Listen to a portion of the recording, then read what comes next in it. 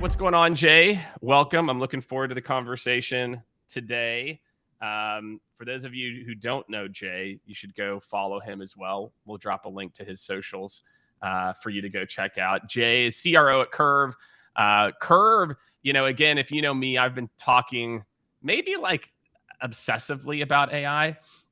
But Curve is an AI-powered interactive and active attention technology company, and I'm sure I'll let him give a much better explanation than me. But really, what I love about what they're up to is, the idea of how do you utilize AI, in the marketing and sales process, which I believe is going to truly be the future of, sales and going to be a critical part. So, Jay, really looking forward to the conversation where we're going to talk about creativity and making sales fun, which I love that concept. It's like, why are you doing it? If you don't love it, don't get me wrong, it's stressful, but man, there are a lot easier jobs if you don't love it. Like and the other piece is like, if you're just in a box hitting send all every day or asking qualification questions that have no creativity, it's like, man, what are you doing? So, Jay, pumped to have you. Looking forward to the conversation, man.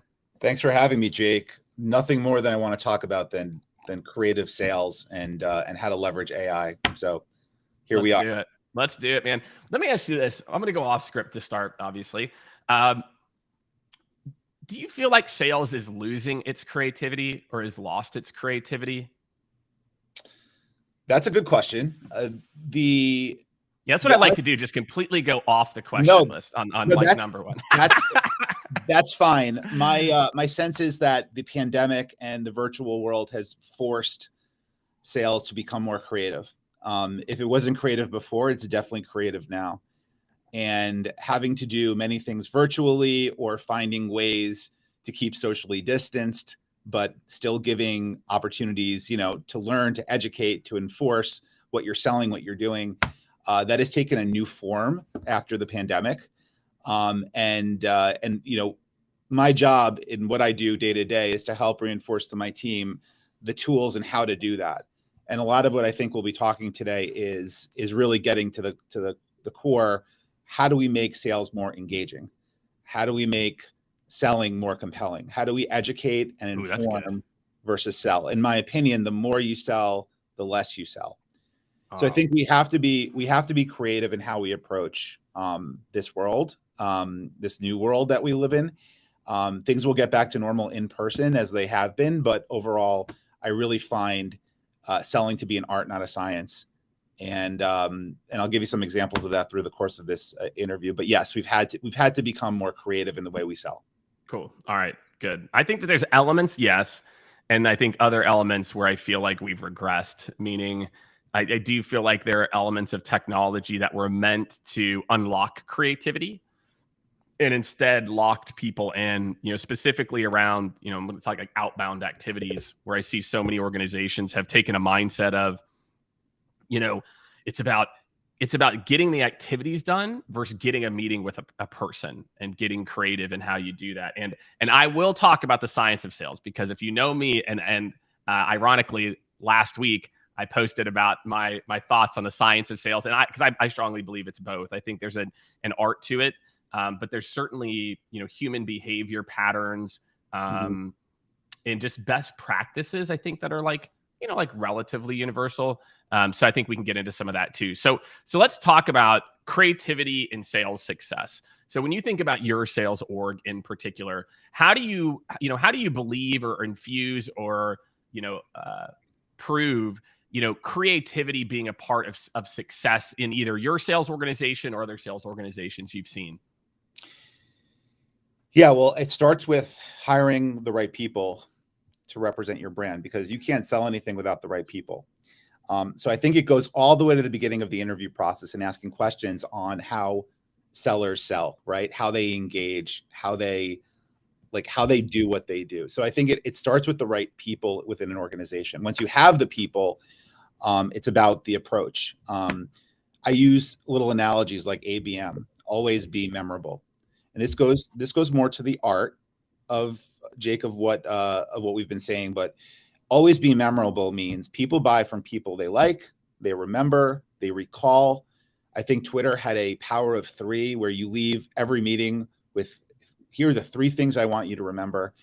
Those little things in sales and how we reinforce that within my team today is really being memorable, right? Follow up is critical, and then leave everyone with three points that everyone will remember, right? You have to be creative in how you approach sales because we're not selling, we're partnering. And when you partner, it's different than selling. And we need to make sure that my team is out there with being polished, being memorable, not just pitching, not just selling, but creating. And we'll talk a lot about that today. The point is, sellers should go the extra mile and do something that will stand out and make a lasting impression in people's minds. Everyone's selling a product. Your doctor selling you drugs that the pharmaceutical rep sold him. The restaurant server is selling you the lobster versus the chicken. Everyone's selling something. And the key is to good salespeople, in my opinion, and how we reinforce that with the team, is the more creative you can be and the more you sell, the less you sell, becomes an approach and an ethos that our team has adopted and helped grow our revenue 10x in 1 year with a product that nobody really knew about, which is great. So we find that creative selling, and this is why it's my favorite topic, it's because selling should be fun, and creativity is essential in driving sales success, in my opinion.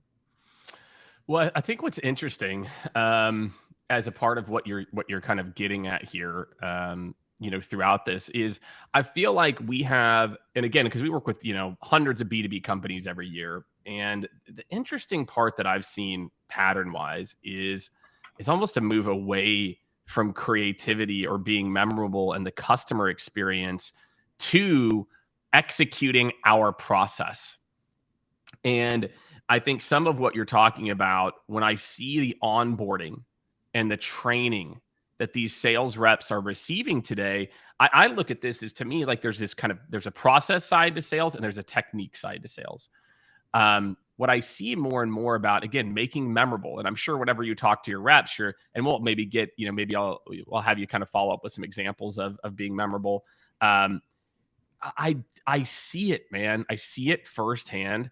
We are not teaching individuals the techniques on and the concepts of what comes off as art a lot of times, which is, again, like, hey, I want to be be memorable.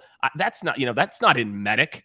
That's not in my command of the message or sales blueprint. There's nothing in there that says be memorable. It's like, I'm supposed to ask these questions.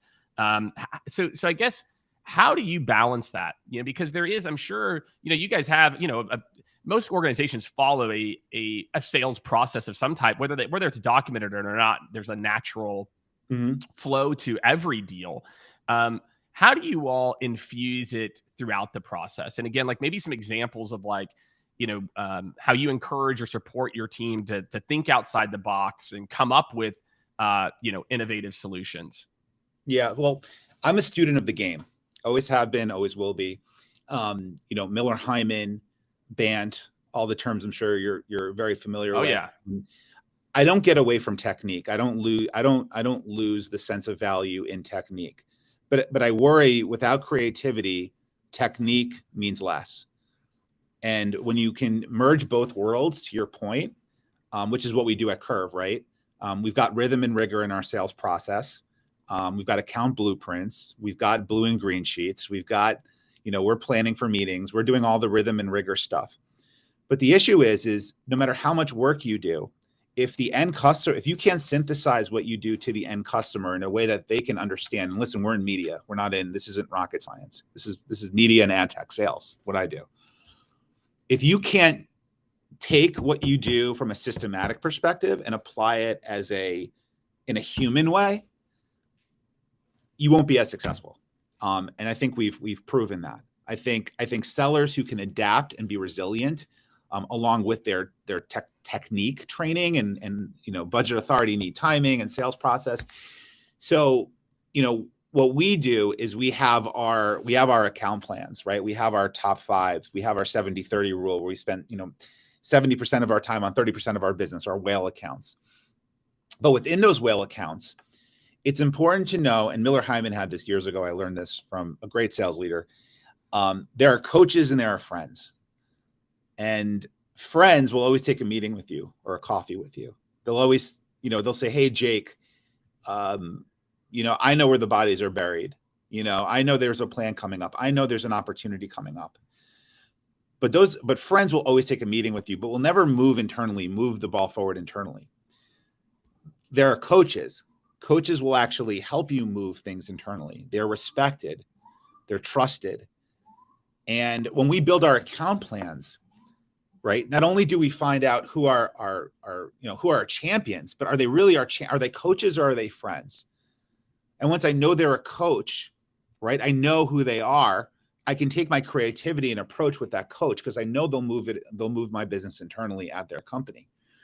So it's a nice blend of science and art coming together. Oh, yeah.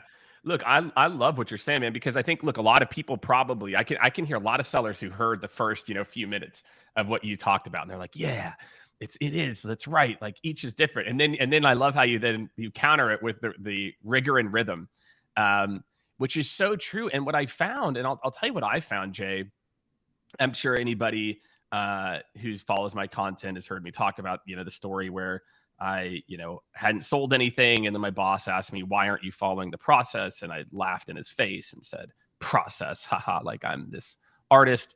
And then they taught me the framework. And I'm like, holy crap. The framework was freeing because I wasn't always thinking about what's the next step. Like what's the next question bucket. I was actively listening more. I was hearing what they were saying more. The human brain cannot multitask. Like we suck at it. We suck at it. And we think we're really good at it. And so that's where I think, when I think about creativity, man, because I had, especially like the discovery process, I had my landing. I'm going to go through this part of it, then this part, every single time. Now your answers are going to be slightly different. Sure. And I'm going to use things that you said here later. I'm not going to jump around and ping pong to where it's all crazy. People think I have a conversation and then they miss half of the things they're supposed to cover. What I found is by having some structure in place, holy crap, I could listen better. And then when I got to talking about how we could solve the problem, man, it felt custom because I was listening. I was in the moment. I'm not thinking about what's going to happen next. I'm truly being consultative. And so what I love that you talked about is this idea of having the rhythm and rigor. And for me, and I don't know if this is how it manifested for you, it was as soon as I adopted the rhythm and rigor, it actually allowed me to be more creative. It allowed me more free time and mental energy to think, because I wasn't always thinking about what am I supposed to do next. Yeah. I mean, sports analogy, right? How many hitters take lots of swings and then they go to the plate and they improve their swing because of technique. But it's minor adjustments, right? It's why we have pitching. It's why in baseball they have pitching coaches. And in baseball, they have batting coaches. A major leaguer doesn't need somebody to help them bat, but sometimes they need to tweak something. And I think as leaders, all I'm trying to do all day is to help my people tweak little things, right? Little parts of what they do. And everyone's got strengths and everyone's got weaknesses. It's about helping them grow in the ways they want to grow. Yep. Creative selling, since we're talking about creative selling today, a guac and learn, a hummus and learn, a latke and learn, is much different than just walking into a room and having a conversation. It makes it fun. It makes it airy. If you can blend the rhythm and rigor approach with you like me, I'm likable. You enjoy this meeting with me. We're going to move to a next step. And here's how we're going to do it. The IQ and EQ factor of sales is never more imperative than if you can blend this notion of creative selling with more strategic rhythm and rigor selling. I think it's a perfect blend that every sales team should adopt, because sales is fun, and sales shouldn't be looked at as all I see is no, no, no, no, no, right? It's about learning from what you do wrong and improving on that, but having fun with your products, having fun with your sell. I don't care what you sell, you can have fun with it. And that's what this industry, where we should go as an industry, I think, or as a field. I think sales should always have an element of how can I make this into something engaging? engagement being a key word. So that's all we do at Curve. Is we're not going to rest on our laurels and just, manufacture process. We're going to take process and we're going to make it creative, and we're going to continue to build on that. Yeah. I think a lot of organizations, like I said, have went process first because there's a sense of there's a sense of control, right? And I think we as humans, certain personality types in particular look for that, right? It's like, I know if everyone is marching the exact same way, then the outcome will be slightly more predictable. I think that's certainly part of it. And so let's get into like some tactical here with that in mind. How do you what are some strategies or initiatives you've implemented to help your team become more creative? Because look, there are certain personality types or just people based on life experiences or old bosses who said, get in your box, to where they've been trained to not think creatively. So how do you foster that on your team? And, how do you build a culture of creativity within this rhythm and rigor? Well, I think it depends on the company, right? No two companies are created equal. So when I came to Curve, we had a very lean sales team. We had no marketing department, and selling and marketing were kind of one in their own. So I'm not going to lie. The first thing we did is we bought 500 hoodies, really comfy hoodies with our logo on it, and we went out and we just scattered the marketplace, went to our best friends in the business, and we created the brand. And while that's not a technique, right? That's not an approach. That was a way to seed the brand and get our sellers in front of customers. So, I have to admit, I'm not saying tchotchkes work, but I'm saying if you can get people wearing your brand at their desk, it's a huge opportunity to get them inclined into the brand. And then, obviously you sell them on what you're doing. I will say I'm very big on having themes with my team. Last year, the theme was Scrappy Doo. It was the little, I think it was Scooby's nephew. Yeah, Scooby's like little cousin. Yeah, little pow cousin. Yeah, I remember. We had to create that mantra because we were a small fish in a very big pond of video partners, and the team had to adopt this scrappy mentality in everything they do. Meaning creatively, if we're going to go there, home games versus away games. Invite customers to your office, to where you are, instead of going to them. Because when somebody comes to your house, they're making the choice to come into your environment. So we were scrappy. We went from, I think we 10x revenue from 2019 to 2021 just by being scrappy, and doing things creatively. This year, we talk about creating versus chasing opportunities. Chasing means you wait for an opportunity, you wait for an RFP, you present, you do all the things, you present, you follow up, you wait. Our motto is creating. It's creating opportunities. It's thinking outside the box by creating a solution that the customer didn't even think of themselves, and then allocating budget for it. So we've done a lot of changing perception creatively.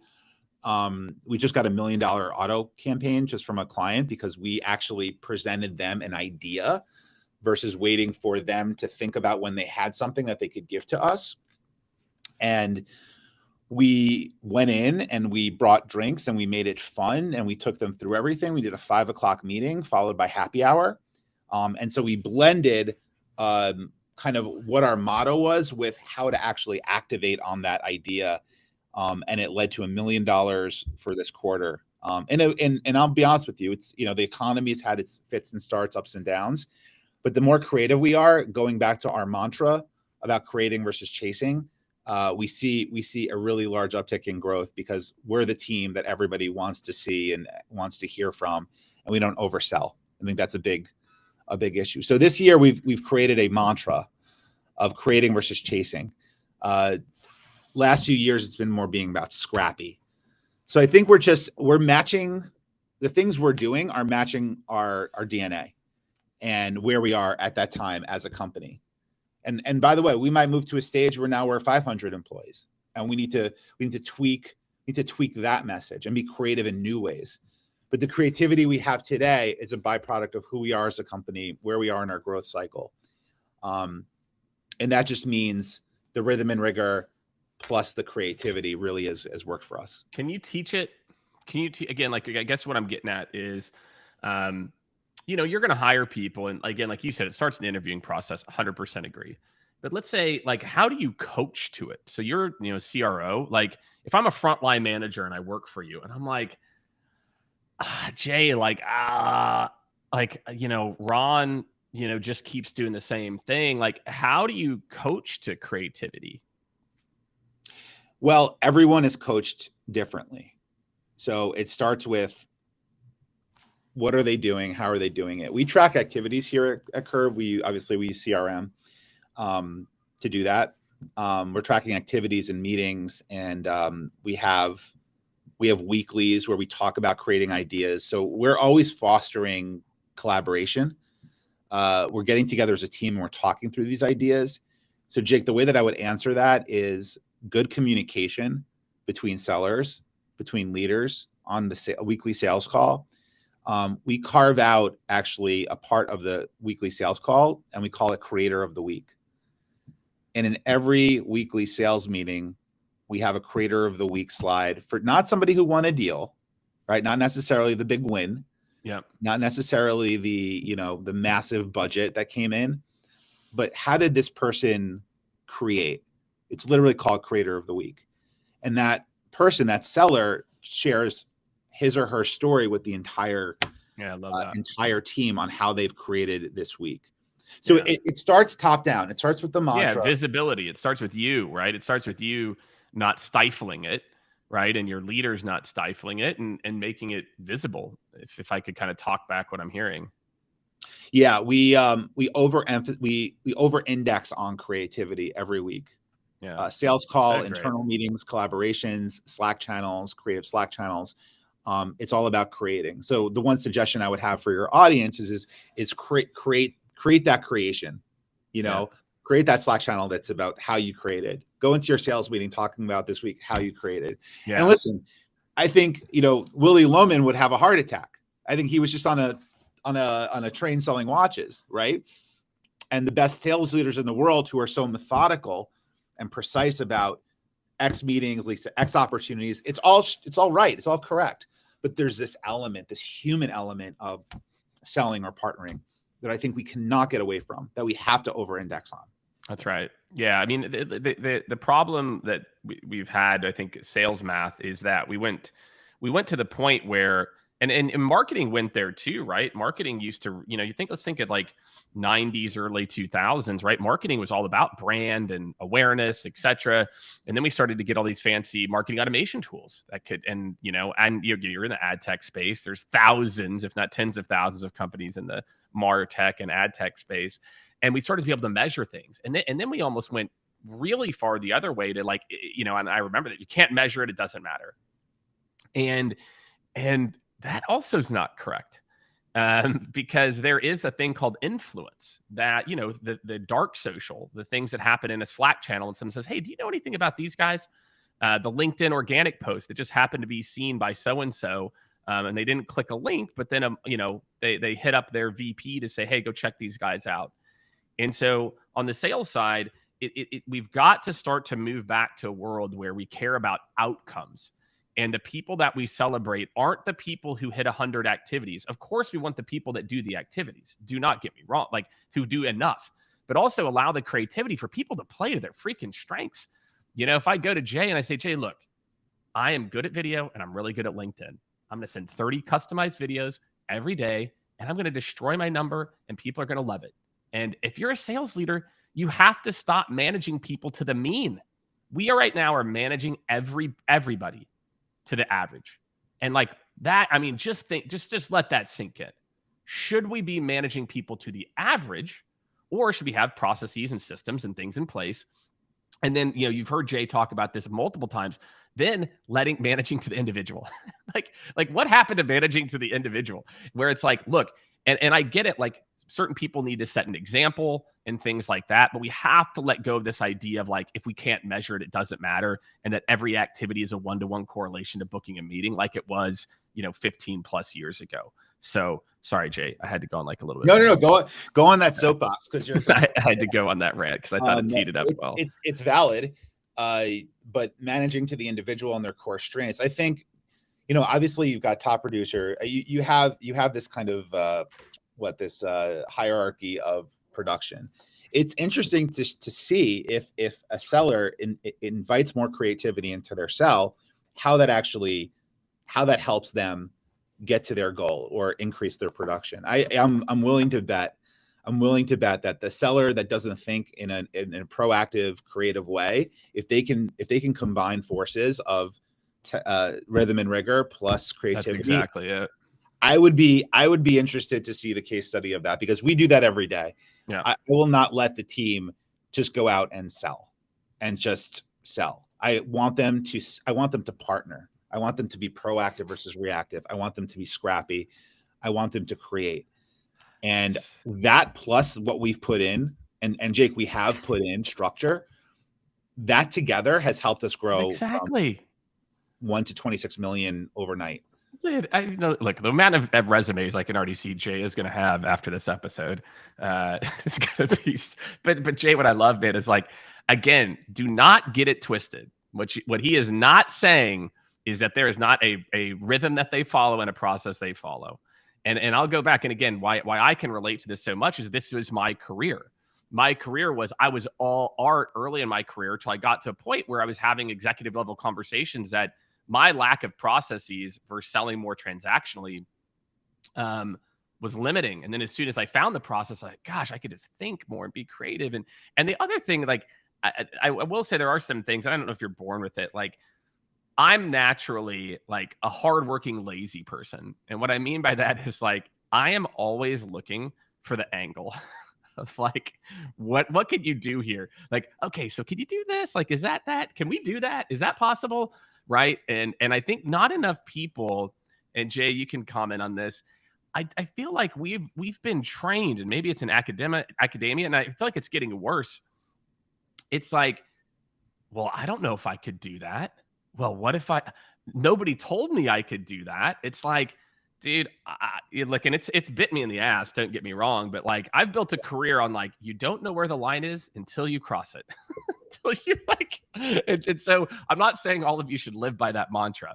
But what I am saying is that wherever the line is of what you think you can possibly do from a creativity or within a deal, you are probably so far away from it that any leap forward is going to get you more and more in like your creative zone. And so I would just invite anyone listening to just start trying things. I was talking to someone the other day. I go, look, you're an SDR team. You work from home.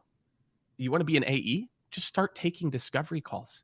Nobody's going to know. Like, your boss will never know. Like, you want to start to like train or do what, like, just do it. Like, stop like waiting for someone to tell you what this is. And I think, Jay, what you're doing is creating an environment where people feel comfortable with that. And that's why you guys have seen the results. But I do feel like, there is some empowerment that you as a seller or as a sales manager or director or VP have to take some of this into your own as well too. And not just say, well, I did what you told me to do. It's like, well, is it working? Okay. Well, like, what does this mean for you? Like, this is just part of it. This is the rhythm and rigor. It's not everything. And so, my last set of questions here, Jay, for you are like, yep. What are some of the issues that pop up? So if I'm a sales leader, actually here, let me ask a better question. I'm a sales leader. I'm sitting there in my desk. I'm like, oh my gosh, Jay, I love this. This sounds so awesome. I want to do this. My boss tends to be focused more on the metrics and want to make sure the metrics, she or he does not talk enough or a lot about that. How do you think I could approach this to get more creativity in my team? So is the question more about the seller wants to? I'm a frontline manager, and I'm like, I feel like my job, my boss tells me like, I need to like, we're focused on the numbers. Jake, sit in the box a little bit. How have you seen, like, what are some like small things maybe that I can test or try to prove the value of creativity? Maybe that's a better way to ask. Well, I think you can ask and say, hey, instead of 5 educational meetings this week, there's there's the next playoff game, and I want to take this person to the game to talk about X, Y, and Z. And I want that to count as 2 meetings because I'm going to entertain them. I'm going to get to know them, and I'm going to talk work, and I'm going to come back and I'm going to do a write-up for you. There's some creativity in negotiating yourself a little bit. And, little things like that. I think that was the question. Give me little things that you should do is negotiate. You're negotiating yourself when you're doing this kind of stuff, and you've got to be smart and scrappy in how you do it. And if they're saying you're not hitting your number, you can't just rifle off every excuse. But what you could do is you could create proactive solutions and approaches, right? You could do, we do agency coffee hours, right? That could be 10 meetings in one because you're talking to 10 different customers in one setting. And so our team knows that every week they're going to do 2 or 3 of these coffee hours for every agency because they're going to hit multiple constituents. So what you could do as a manager is you could say, okay, I want you to have 2 educational meetings this a week, and then 3, call it social or be in front of customers. And so it doesn't have that could be virtually too, right? Like just not, I did a demo and just explained what we did. It's rejiggering the approach for salespeople that might have a hard time or maybe learning how to get those quality in-person educational meetings, is let them negotiate with you or negotiate with them to have different creative ways to actually, make those meetings happen. That's how I would answer your question specifically as pertains to meeting goals. Is start thinking creatively about those meetings, especially in this virtual virtual world. Yeah, I love and I think like there's a couple things that you did in there that I get this question a lot, when I do a session or a live, and people are like, "Yeah, Jake, but I live in this." And what you did is exactly what like my advice is as well too, which is the alternative is, I'll say, look, I understand these are the metrics that, you need me to hit, leader, because you're going to get yelled at, right? Like probably. So here's what I'm going to do for the next 2 weeks. I'm going to hit what you need me to, but I'm also going to do this. And what I want your commitment on is if this shows success, that the next 2 weeks, I can do less of this and more of that. Does that work? Most people want you to be successful. Most leaders want to crush their numbers. And so I think, what you got it, like, what we're both talking about is it is totally fine to negotiate. But again, and even in your use case, Jay, like, he went above and beyond. He said, look, I'm going to do this. I want it to count as 2. I'm going to do a write-up. I'm going to do this. And so it's not just, hey, I had an idea. I want to do this. Like, if you want to make sure that your idea never gets implemented, approach it like that. Right now, sure, sometimes it's like once you've earned your street cred, you don't have to put as much, thought into it. But, again, just the way that you present your ideas can also have an impact on them going live. And so for those of you who want to be more creative, most of your bosses probably want you to, but make sure you do it in a framework in a way that makes it easy for them to say yes. And, right. And that to me is what I've seen with organizations that become more creative over time. Is it's not this big change. It's small little things that add up and proof cases as a part digestible ways to, on both ends of the equation, managing a team, right? Giving them opportunities to be creative in how they think. And if you're managing up, it's about how to present that to your leadership. We've at Curve, we've fostered that internally. Exactly. Like if you don't have that, you got to do what we said. We're built on that DNA. And that's really important, in my opinion, for any thriving sales organization to have that balance. I do. And just because you don't have it out of the gate, don't quit. I think sometimes it's like, there are times when maybe you should quit, but got to keep in mind your leaders are probably pretty, decent human beings. They're probably just doing what they think is the right thing, and so creativity means you're thinking outside the box, right? Or you're coming up with new, twists on things. So, make sure you're packaging it right. Make sure you're bringing them ideas, making it easy to say yes, all those things. So last question, Jay, I'm going to talk about AI. Okay. Mm-hmm. And I truly believe AI is the creativity unlock, meaning, there's so many different ways when you're using Chat GPT to say, help me to understand this a little bit more. If I was at this job title, and this was my scenario, and this is the company, like, help me ideate. Like, a lot of people don't realize that AI, holy crap, can it help you to ideate? Wow, like that to me is one of my favorite use cases. Is like, here's what I'm doing, here's what I'm thinking. What are some other best practices? And so I feel like, my hot take on AI is that AI to me is the ultimate starter. It's an amazing brainstorming partner, for you if you're struggling with any of the things that we're talking about. Well, Jake, I don't know how to have the conversation. It's like my answer used to be Google, YouTube. Oh, you've never done that before? Have you Googled it? Like, especially kids coming out of college. I'm like, why didn't they teach? They should be teaching courses in college. Now it should be like how to use Chat GPT for it, but Yeah. how to Google and YouTube shit. Because it's like, well, I've never done that before. Like, guess what? 1 million people have done it before and put it online. And so, like, there's so many different inspirations you can find. I find AI is like the top one. I'm curious, Jay, for you, is your team using it in their day to day? How they're using it? How are you thinking about using it? Or maybe just like your thoughts on AI in the sales and creativity process. Jake, we're so fortunate because Curve sits, we're built on AI. We're an AI powered technology. So every day in our sales approach, we use AI because we're an interactive technology company that is able to identify any object in any scene of any video and instantly correlate it with the output. So your black shirt, your microphone, your headphones, understanding video content at such a precise level. It's all powered by AI and automation, machine learning that takes your object, your shirt, and links it out. So we actually, one of our clients was a huge Mets fan. And years ago when Mike Piazza, I don't know if you remember Mike Piazza. Oh, yeah. Mike Piazza hit a home run. I think it was like maybe his 500th home run, something like that. And our client was actually in the actual highlight of the game of Mike Piazza running around the bases, and he goes to the dugout and he high-fives somebody as he's going to the dugout that's actually first or second row in the crowd, and it's our client. And he sent us the video on I think on YouTube. And so what we did is we curved it.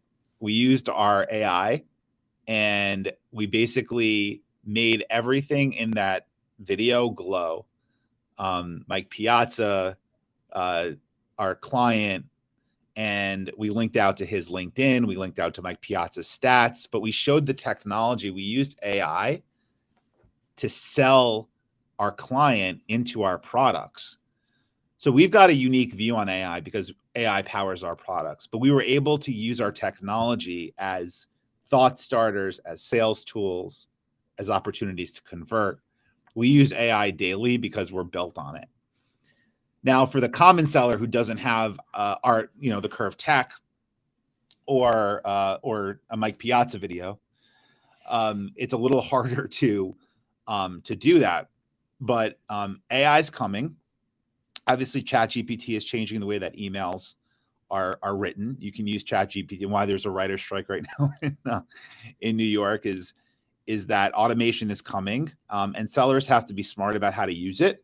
I wouldn't use AI to build your client email because, again, there's a notion of being authentic and creative in how you approach customers. But from a templatizing standpoint, AI should be used to reach out to customers, right? And to foster development within customers and get them to respond through smarter messaging and smarter tactics. But we're really excited about how AI can be used in video content. That's what Curve does. That's the fabric of what we do, is we use AI to make video work harder and smarter, and we use it every day. And I would encourage anybody in the call that wants to make their videos AI generated, you can reach out to Curve. But overall, we are an AI powered company. So Jake, AI is the DNA of what we do. Love it, man. Yeah. And I think, again, there's just so many of these use cases that are going to be coming to the forefront here around text, video, voice, that, what I tell a lot of people, it's like, you have to start to carve out time to understand what's possible. Because, you know, I use the analogy, whether it's politically correct or not. I say, I feel like every couple of days, it's like I just took mushrooms, because like my mind is like every day I'm like, oh, wait, now you can do this. And oh my gosh, actually, that's going to mean that we're able to do this. And that's going to mean, but it all started with me carving out time to start to really think about what's possible here. And again, if you are a seller that's not, you know, an AI product, like research, getting up to speed on industries, getting inspiration around what might be relevant to somebody in that type of role if you've never sold in that sector before. All of those things, you know, it's like a sales ramp time. I can get someone up to speed on an industry in weeks, not 3 months, not a year, like, because there's just so many rabbit holes that person can go down if you're creative in your prompts. 7 years ago, AR/VR. I don't know if you remember this. Everybody thought the future of sales was AR/VR. You would go into a room, maybe wear some goggles, and you know, and do a sales pitch using VR and AR. Yeah, especially when COVID hit. I think there's part of me where I'm like, that could happen, you know, like that. But yeah, I don't know if it is. The thing is AI's the future. I think how it's used is still TBD. I think as a company who's built on AI, we can use it in our day-to-day pitch process. It's not one of our core, you know, products that we sell, but we're able to use what we have and what we do. And again, it goes down to innovating and creating within your own umbrella of your own company and how you operate. And I think AI is the future. How it's going to be used the most in a sales lens is TBD. The easiest way right now is for ChatGPT to write your email for you. Like, yeah. Well, or to just give you, just to help you, like, hey, you know what? You know, I don't know a lot about industrial manufacturing. I don't know a lot about this space. I don't know, or you know, I'm what, you know, what would somebody who's an HR at this size of company, what are the top, you know, what are some things that would be top of mind for them? What do they do in their day to day? Like, which of these could actually prove ROI to a CFO on? I just think there's so many different. Can't you just Google that? I mean, isn't that? But dude, but then I gotta, what do you, oh my God, no.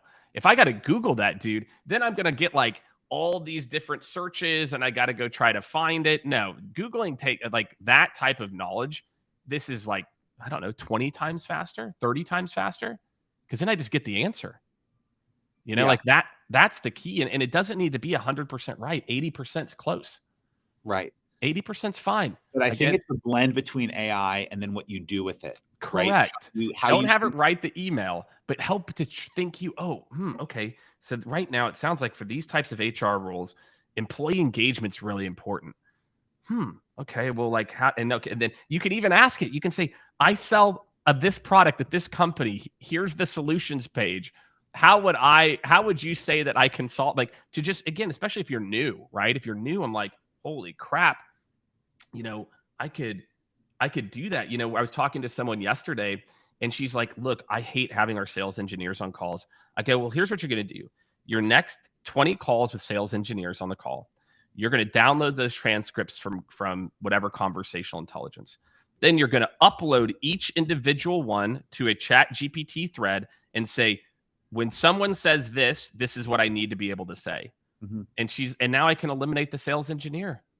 Because like, I don't need them to tell me the product stuff. I can just query the product. Oh, they have this thing. Oh, here is how this person said it.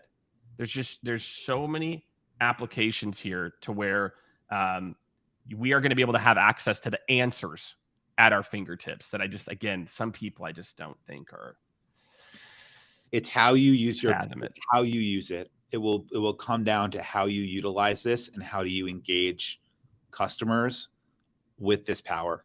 And hopefully one day there'll be a course in college for that. Yeah. There better be. If college exists, my son's 8. I'm like, he's going into 3rd grade. I'm like, what are they going to teach him? like with everything happening, I'm like, what are they really like? In 2nd grade, they're teaching him cursive. I'm like, you should be teaching him typing. You know, like we're teaching them that at home. But it's just, there's a whole idea. And that's why I say, look, for me, as someone who's been in the game for 20 years, there's never been a point in my career like right now where I'm like, I need to forget how I thought about information retrieval from my brain and Google and search and start to think about information retrieval differently. And so that's what I'd encourage everyone, to think about. And so we've covered a lot here. Sorry, I'll start going down the AI roadmap here all day long, but awesome. Jay, this is awesome. I think you're going to have 1 million applicants after this where people are like, shit, if I can start with someone who gets the creativity and the process, like, sign me up. So Jay, awesome conversation, man. I love talking about the combination of both these things. And I think any sales leader listening, you have to start to go back to how you're fostering an environment for people to think. Because let me tell you this, if you're creating an army of people that don't think, that is what AI is really good at. If it's manual templates with AI written emails, where's the human? And so if you want to be successful, you want to stand out, listen to Jay, insert the human. Understand how you're doing that. So Jay, big shout out, big thank you, man. Thanks for joining me. Thanks, Jake. Take care. All right. Bye-bye. And go check out what Jay and the team are doing at Curve. We'll link to it here. Have a great rest of your week, everybody.